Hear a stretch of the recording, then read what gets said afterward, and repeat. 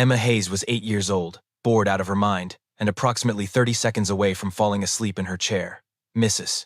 Patterson was droning on about long division, which, let's be honest, was basically ancient torture disguised as education, and Emma had checked out somewhere around the part where numbers started having remainders. Remainders. Like math wasn't annoying enough already. So, naturally, she did what any reasonable third grader would do. She opened her notebook to a blank page and started drawing. The creature that emerged from her pencil had 6 legs, crystalline scales that caught light in fractured patterns, and eyes that sat on stalks protruding from what might generously be called a head. It was perched on a rock formation that looked distinctly not from Earth, surrounded by floating spores or seeds or possibly very confused snowflakes. Emma added some shading to the scales, making them look almost translucent, then started on the background vegetation tall, spiral-shaped things that looked like plants designed by someone who'd never actually seen a plant. Emma Hayes. Oh no. Mrs. Patterson's sensible shoes had somehow teleported directly beside Emma's desk, which should have been physically impossible but apparently wasn't when you were caught not paying attention in math class. What are we working on instead of our division problems? Emma looked up with her most innocent 8-year-old expression, the one that usually got her out of trouble. I finished the problems? Show me. Okay. So that was a lie. A poorly planned lie. Emma flipped back a page to reveal exactly 0 completed math problems and approximately 15 detailed monster sketches. Mrs. Patterson's eyebrows climbed toward her hairline. She picked up the notebook, her expression shifting from annoyed teacher to genuinely disturbed adult. She flipped through pages of creatures, some with too many limbs, others with geometric patterns across their bodies that seemed to shift even in still pencil drawings. One that appeared to be made entirely of interlocking segments like biological architecture. These are quite detailed, Mrs. Patterson said slowly. Where did you see these? My head? Emma offered. Mrs. Patterson closed the notebook. I'm keeping this. You can have it back at the end of the day. Great. Just great. What Emma didn't know, what nobody in that third-grade classroom could possibly know, was that at that exact moment, approximately 200 miles directly above them, someone else was looking at those drawings too. Well, not looking exactly. More like detecting the neural signature of someone rendering incredibly detailed memories of species that had been extinct for 3,000 years. Which, from a galactic bureaucracy standpoint, was a pretty big problem.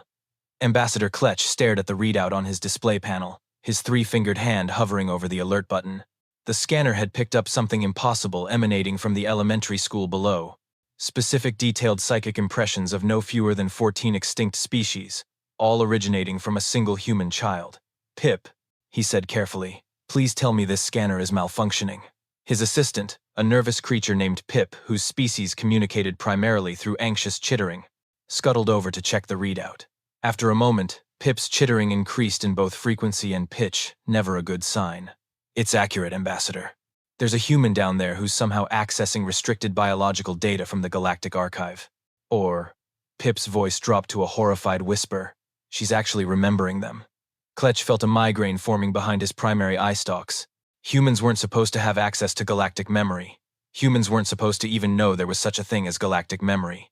Humans were supposed to be a developing species, cheerfully ignorant of the massive, bureaucratic nightmare that was the Galactic Preservation Committee, and its increasingly terrible track record at actually preserving anything. Prep the shuttle, Kletch said, resignation heavy in his voice, and fabricate some identification papers. We're going down there. What kind of identification? I don't know. Educational consultants? That sounds harmless enough. Sir, the last time we posed as educational consultants, we accidentally caused a planet-wide standardized testing crisis on Vexlon Prime. Well, we're not causing a crisis this time. We're just going to talk to a child, figure out how she knows things she absolutely should not know, and leave. Simple. Pip's chittering suggested he believed this would be anything but simple. He was right. Principal Hendricks was having a perfectly normal Wednesday, until 2 individuals walked into his office, claiming to be educational consultants from something called the Intergalactic Youth Development Initiative. He probably should have questioned this, more definitely should have questioned why one of them was wearing sunglasses indoors and the other kept making nervous, clicking sounds, but they had very official-looking badges and he was 3 weeks behind on paperwork. We're here to assess advanced cognitive development in select students, Kletch said smoothly, adjusting his sunglasses to hide the eye stalks. Purely routine educational evaluation. We got a grant, Pip added nervously. then made several clicks that might have been his species' version of a cough. For education. Of the youth. Developmentally. Principal Hendricks glanced at the paperwork they'd handed him. It was impressively bureaucratic, lots of official stamps and signatures in what he assumed was a foreign language. Actually, now that he looked closer, some of those symbols might have been moving slightly, but that was probably just the fluorescent lighting giving him a headache. And you want to see Emma Hayes specifically? Her neural patterns are quite. Kletch caught himself. Her test scores are quite remarkable. We'd like to conduct a brief interview. Emma's test scores are solidly average. We value different metrics. 10 minutes later, Emma was pulled from recess, which was already a crime against childhood, and deposited in the library conference room with two very weird adults. The tall one kept his sunglasses on despite being indoors, and the shorter one wouldn't stop fidgeting. Emma Hayes, Kletch began. We'd like to ask you some questions about your drawings. Emma crossed her arms. Mrs. Patterson sent you? That's dramatic. They're just doodles. Just doodles, Kletch repeated. He pulled out a small device that projected a holographic display into the air between them. Then perhaps you can explain why your doodles match these. The hologram showed a rotating three-dimensional image of the six-legged crystalline creature Emma had drawn that morning. Every detail was exact. The stalk eyes, the fractured light scales, even the weird spiral plants in the background. Emma leaned forward, interested now. Whoa, that's cool. Where'd you get that? This is a crystallid from the Proxima system. They went extinct approximately 3,200 years ago when their sun expanded prematurely. Kletch swiped through more images. This is a segmented philosopher from the Kepler cluster. Extinct for 5,000 years after atmospheric collapse. This is a floating beacon from the one that looks like a jellyfish made of light? Emma interrupted. Yeah, I drew that one last week. It was in my dream. Kletch stopped mid-swipe. Your dream. I have really weird dreams sometimes. Like I'm these creatures, you know, living their lives. It's like watching a movie, but I'm in it. Emma shrugged like this was perfectly normal. Is that what psychic means? Am I psychic? Because that would be super cool for show and tell. Behind Kletch, Pip's chittering reached a fever pitch. You're saying, Kletch continued very carefully, that you dream about being these specific creatures? These extinct species? I guess. I mean, I don't know they're extinct. They're just in my head. Emma squinted at the hologram. Wait, if they're extinct, how do you have pictures? Archive data. Historical records.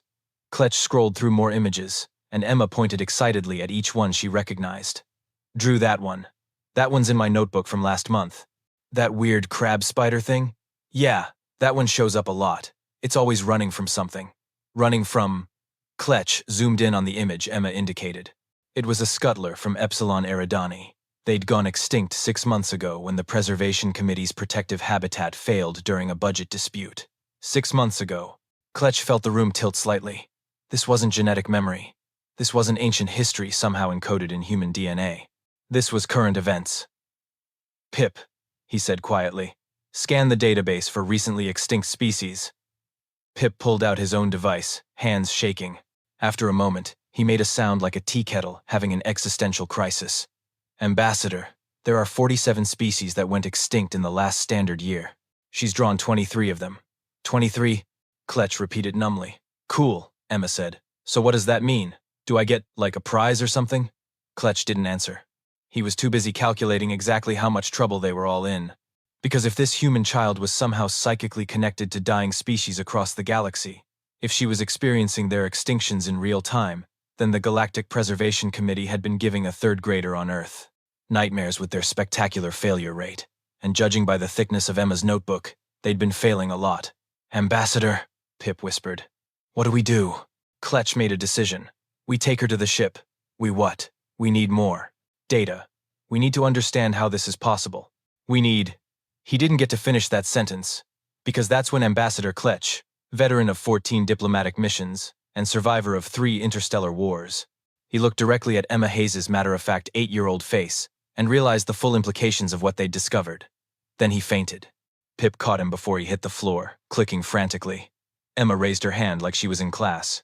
Is he okay? Should I get the nurse? This was going great. Just great. 20 minutes later, Kletch regained consciousness on the medical bay of his ship, which was humiliating. Pip had managed to convince Principal Hendricks that his colleague had low blood sugar, and they'd needed to take Emma to their mobile assessment unit for more testing. The fact that their mobile assessment unit was actually a cloaked spacecraft probably should have raised more questions, but apparently human administrators would believe anything if you had enough paperwork. Emma, for her part, was having the time of her life. She was currently spinning in the pilot's chair, making spaceship noises while Pip nervously tried to stop her from touching any controls. "She's going to launch us into the sun," Pip chittered. "I'm 8, not stupid," Emma said, still spinning.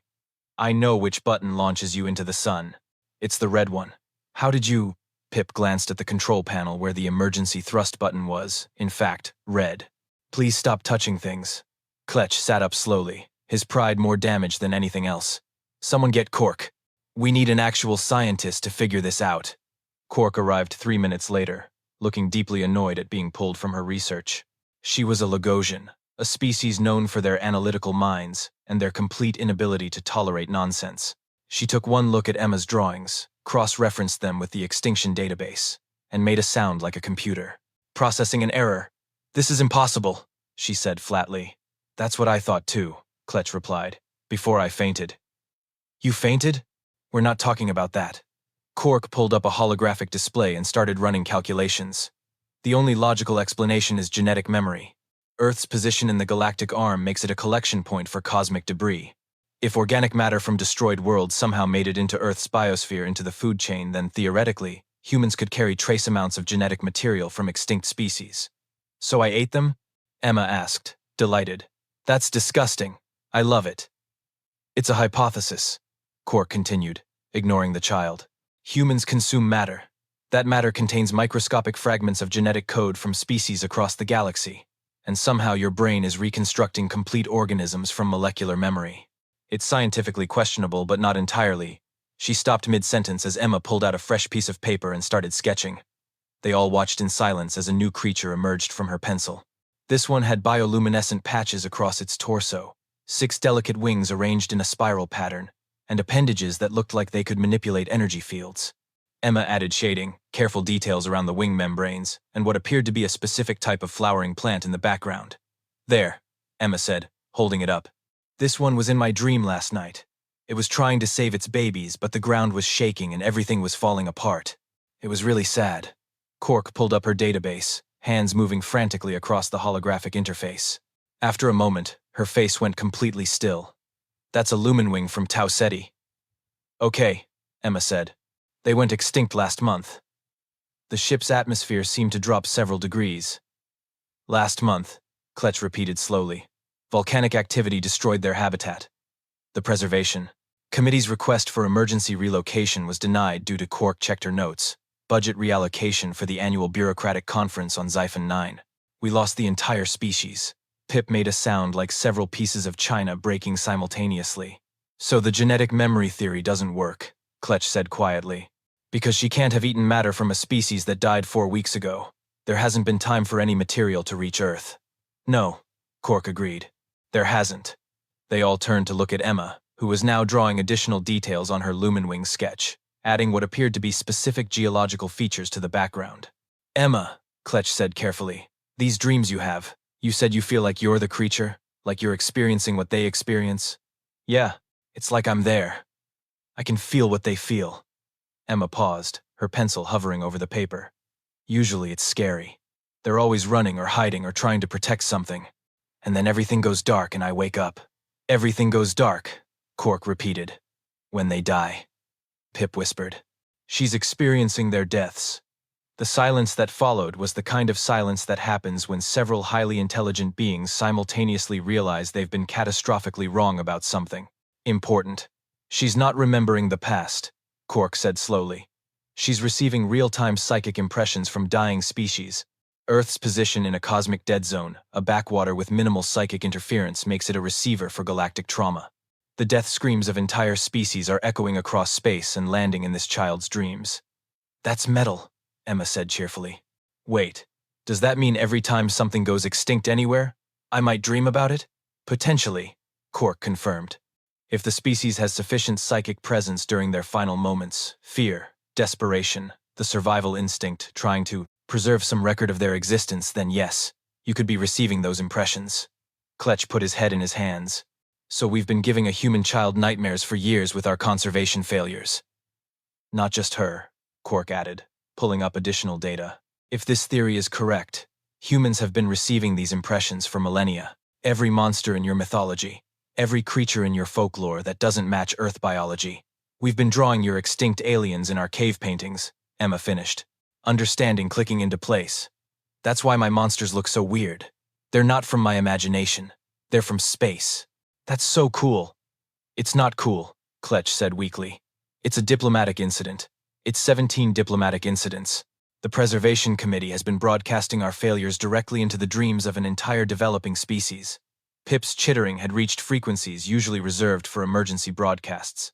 And then Emma said the words that would make everything infinitely worse. Wait until I show my mom. She's going to put this on the internet. 3 aliens stared at her in confusion. What's the internet? Kletch asked. Pip pulled out his scanner and started researching. After approximately 15 seconds, all the color drained from his body. It's a planetary information sharing network, he whispered, with billions of users who can share images instantaneously across the entire planet. Emma nodded happily. My mom has a blog. She posts my drawings sometimes. They're very popular. Kletch felt another fainting spell coming on. Kletch decided not to faint again, mostly because his dignity couldn't handle it, and instead focused on the rapidly developing crisis. A crisis that was currently sitting in his pilot's chair, swinging her legs and looking entirely too pleased with herself. Emma, he said, using his most diplomatic voice, has your mother already posted any of your warned drawings online? Oh yeah, tons. My dragon phase was really popular. Got like 1,000 likes. Emma said this with the casual pride of someone who had no idea she was describing a potential interstellar incident. But those were just regular dragons. The weird ones I've been drawing lately? Mom said she'd wait until I had more because they'd make a good series. She's thinking of calling it Emma's Aliens or something. Cork's tablet made a sound like a funeral dirge. Ambassador, if detailed images of classified extinct species are distributed across Earth's information network before we can establish proper first contact protocols, I know what it means. Cork, do you? Because it means the Galactic Council will have to acknowledge that a pre-literate species has been documenting our conservation failures with more accuracy than our own archives. It means every species in the galaxy will know that the Preservation Committee has been so catastrophically incompetent that we're literally haunting children on primitive worlds with our mistakes. Again, Kletch said through clenched teeth. I know. Pip was scrolling through something on his device, his chittering growing increasingly panicked. Ambassador, I've accessed this internet thing. There are already forums discussing her drawings. Humans are calling them incredibly creative and unlike anything they've seen before. One user said, Pip's voice cracked. One user said they'd make excellent source material for a documentary about alien biodiversity.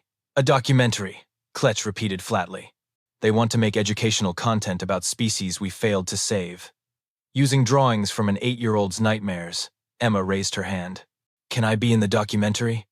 There's not going to be a documentary, Kletch snapped, then immediately felt bad because Emma's face fell. He took a breath.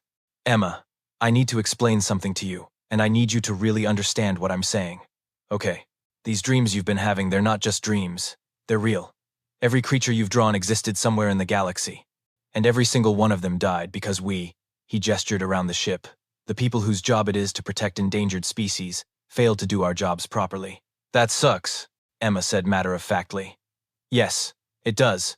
And the reason we're concerned about your drawings becoming public is because they're proof of just how badly we've been failing. Do you understand? Emma thought about this for a moment, her 8-year-old brain processing interstellar politics with remarkable clarity. So you're worried that if everyone sees my drawings, you'll get in trouble? Essentially, yes. Good, Emma said.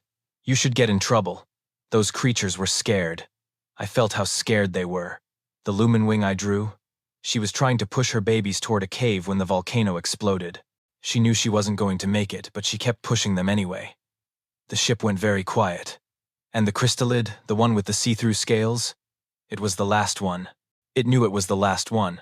I felt that. It stood on its rock and sang this weird humming song because there was nobody left to sing with and it didn't want to die alone in silence. Cork's tablet clattered to the floor. So yeah, Emma continued, her voice gaining an edge that shouldn't have been possible from someone who still lost teeth regularly. I think people should know. I think everyone should know that you let them die. Kletch felt something crack in his chest, something that might have been shame or might have been the realization that a human child had just morally devastated him in under a minute. She's right, Cork said quietly.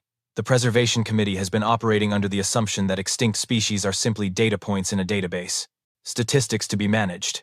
But they're not. They were individuals.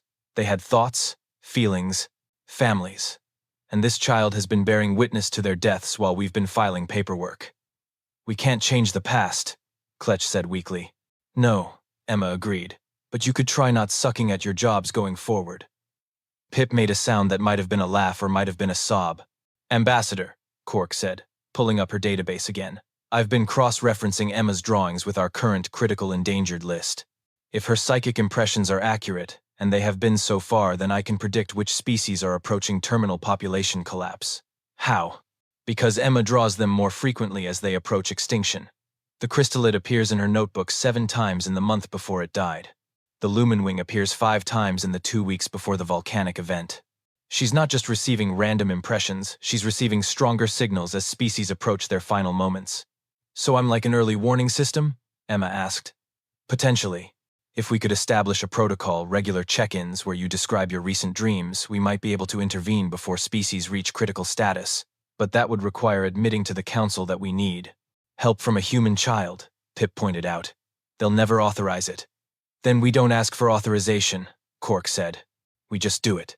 Kletch looked between his science officer, his assistant, and the 8-year-old girl who had just accidentally exposed the greatest failure of the Galactic Preservation Committee's entire existence. A girl who could feel the terror of dying creatures across light years. A girl who had more compassion in her small human heart than most of the Council had in their entire bureaucratic bodies. You realize, he said slowly, that if we do this, if we use her information without Council approval, we're committing career suicide. I've been committing career suicide since I joined this organization, Cork replied. At least this time it's for a good reason. I'm already stressed enough that my lifespan has decreased by 3 years. Pip added, might as well make it count. Emma looked at all of them expectantly. So, does this mean I get to help save aliens? Kletch sighed the sigh of a bureaucrat who knew he was about to make either the best or worst decision of his career. It means we need to have a very serious conversation about what happens next. But first, he turned to Pip. We need to keep those drawings from spreading any further until we figure out a plan. Too late, Pip said, showing his screen. Her mother just posted the entire Lumenwing series. It's already been shared 2,000 times. Emma grinned. Mom works fast. Kletch put his head in his hands again. This was going to be a very long day. The next 15 minutes were what Kletch would later describe in his official report as a cascading series of unfortunate revelations, and what Pip would describe as the worst quarter hour of my entire existence, including that time I accidentally insulted a warlord's mother.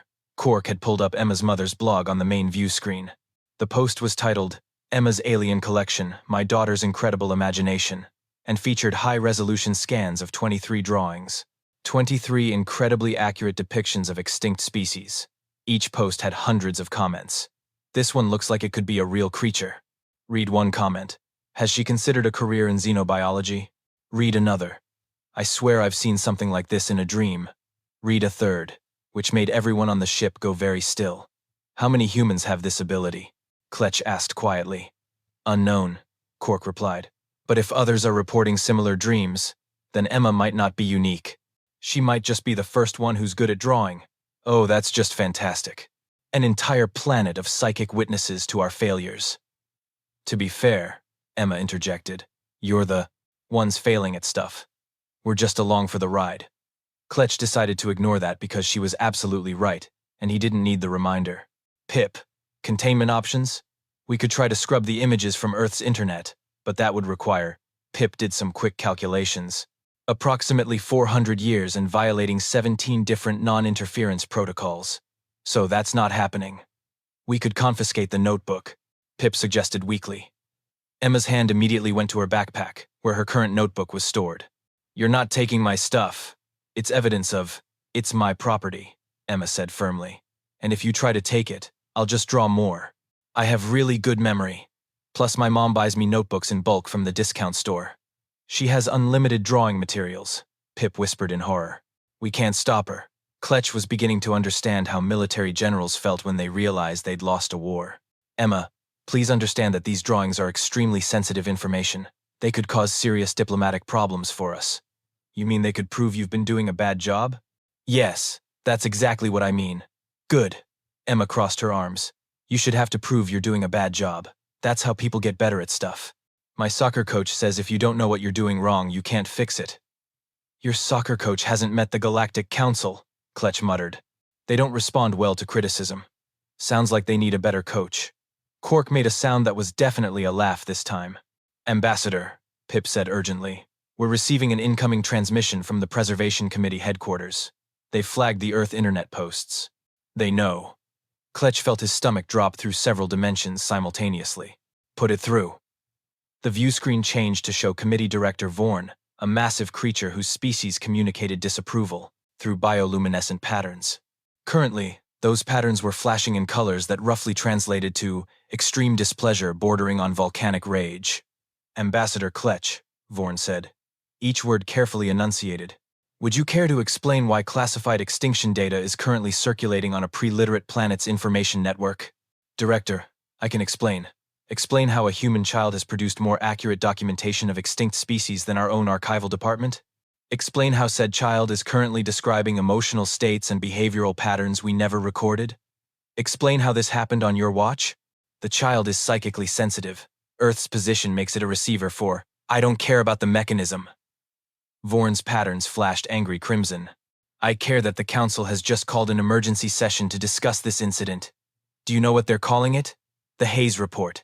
A third grader from Earth just became a historical document. Emma leaned toward the screen, waving. Hi, I'm Emma. Vorn's patterns stuttered in confusion. Is the child on your ship? It's complicated. It's not complicated. Return the child to her planet immediately and confiscate all drawing materials. This is a Code 7 information breach. With respect, Director, Quark interjected. The child has already shared the drawings through her planet's communication network. Confiscation at this point would be futile. Additionally, her psychic sensitivity could be valuable for early detection of species approaching critical status. Are you suggesting we recruit a human child as an asset? I'm suggesting we stop pretending this isn't happening and figure out how to use it productively. Vorn's patterns cycled through several colors that didn't have polite translations. This is unprecedented. The Council will never approve. Then maybe the Council needs to get with the program, Emma said cheerfully. No offense. But you guys seem pretty bad at your jobs. I bet I could help. The silence that followed was the kind of silence that happens when a child accidentally says something so true that every adult in the vicinity has a minor existential crisis. Did she just, Vorn started, offer to help? Yes, Kletch confirmed. And frankly, Director, she has a point. Her drawings are more detailed than our archive photos. She's described behavioral patterns we never documented, and she can potentially predict which species are approaching extinction based on dream frequency. We'd be idiots not to use this resource. The Council will never authorize cooperation with an uncontacted species. Then we don't tell them, Kletch said, surprising himself with his own boldness. We set up an unofficial consultation arrangement, regular check-ins, share data through secure channels. The child provides early warnings. We actually save some species for once. Everybody wins. Except the part where this is completely against protocol. Protocol hasn't been saving species, Director. Maybe it's time to try something new. Vorn's patterns flickered uncertainly. If the Council finds out, they already found out. The drawings are public. The damage is done. We might as well make it useful damage. Emma raised her hand. Also, I have conditions. Every alien on the ship and on the view screen turned to stare at her. Conditions? Vorn repeated. Yeah, if I'm going to help you, I want stuff. That's how negotiation works. My dad's a lawyer, I know things. Kletch felt a headache forming. What kind of stuff? A better telescope. The one I have is cheap and can't see anything good. Art supplies the good kind, not the dollar store kind. And, Emma paused dramatically, I want to get out of math homework once a week. We can't interfere with your planet's educational system, Vorn said automatically. Then get Mrs. Patterson to stop confiscating my notebooks. That we might be able to arrange. Emma grinned. Then we have a deal. We do? Kletch asked. We do, Emma confirmed. I'll tell you about my dreams. You'll try to save aliens, and I'll get cool space stuff. Everybody wins. Kletch looked at Quark, who shrugged. He looked at Pip, who had given up chittering and was just staring into the middle distance. He looked at Director Vorn, whose patterns had shifted to something that might have been resignation. Fine, Vorn said finally. Unofficial consultation arrangement. But Kletch, if this goes wrong, it won't. It absolutely will. But at least it'll be interesting. The transmission cut out. Emma spun happily in the pilot's chair. I'm a space consultant. This is the best day ever. Kletch made a mental note to update his resume. He was going to need it. Getting Emma back to school before the end of the day required some creative timeline manipulation and a story about extended educational testing. Principal Hendricks accepted this with the weary resignation of someone who'd long ago stopped questioning why educational consultants needed 3 hours to interview a single student. Mrs. Patterson got her notebook back, along with a very official-looking letter from the Intergalactic Youth Development Initiative, praising Emma's remarkable observational skills and artistic talent, and strongly recommending that her creative work be encouraged rather than confiscated. The letter was on such impressive letterhead that Mrs. Patterson actually apologized, which Emma decided was worth the entire weird afternoon. Emma's mother got a mysterious package delivered that evening containing a telescope that was definitely not available in any Earth store, along with a note explaining it was a grant reward for encouraging youth creativity. The fact that the telescope could somehow see into other solar systems was a feature nobody mentioned explicitly. And Emma? Emma got a communication device disguised as a sparkly phone case that let her video call an alien ship in orbit whenever she wanted. Well, during summer vacation, and weekends, and definitely not during math class, which she'd argued about but ultimately lost. 3 months later, Emma sat at her desk on a Saturday morning, eating cereal and video calling the Galactic Preservation Committee while they reviewed her latest dream journal. The one with the floating gas sacks, she said, holding up a drawing. I've dreamed about it 3 times this week. It's getting worse. Yesterday they were all huddling together because their atmosphere was thinning. Cork's face appeared on the screen, looking more tired than usual. That matches our data from the Kepler 442 system. Industrial pollution from a neighboring planet. We've been trying to get emergency intervention approved for 6 weeks. Well, approve it faster. They're scared. It's not that simple. It's completely that simple. You go there, you move them somewhere safe. Done. That's literally your job. From somewhere off-screen, Kletch's voice called out, "The child is right, and I hate it." Emma grinned. Over the past 3 months, she'd learned that Kletch responded well to being called out. Cork appreciated directness, and Pip could be bribed with compliments about his organizational skills. They'd saved 2 species so far using her early warnings actual. Confirmed saves where creatures that would have died were now living on protected reserves. 2 species out of how many failures? Emma tried not to think about that part. Update on the lumen wings? She asked, because she always asked. The ones whose mother she'd felt dying. The babies who'd made it to the cave. Thriving on their new habitat, Cork reported, and Emma saw actual pride in her expression. The juvenile survival rate is 93%. We're calling them the Haze Clutch in the unofficial records. That's so cool, Emma breathed. It's irregular and probably against protocol, Cork corrected. But she was smiling. Pip's face appeared on screen, looking frazzled as usual. Emma, please tell me you haven't posted any new drawings online. The council is still recovering from the last batch. Mom only posts the ones I say are okay now. We have a system. Emma held up a sketch of a creature that looked like a terrestrial octopus had merged with a crystal formation. This one's not extinct yet, but it keeps showing up in my dreams. I think we have maybe 2 months? Pip frantically started taking notes. Description: crystalline cephalopod variant, emotional state, anxious, temporal urgency, high priority. Got it. Sending to the emergency response team now. Will they actually respond this time? They will if I file it as a Code 7 priority and accidentally forget to mention my source as an 8-year-old human. I'm almost 9. Even worse for my credibility.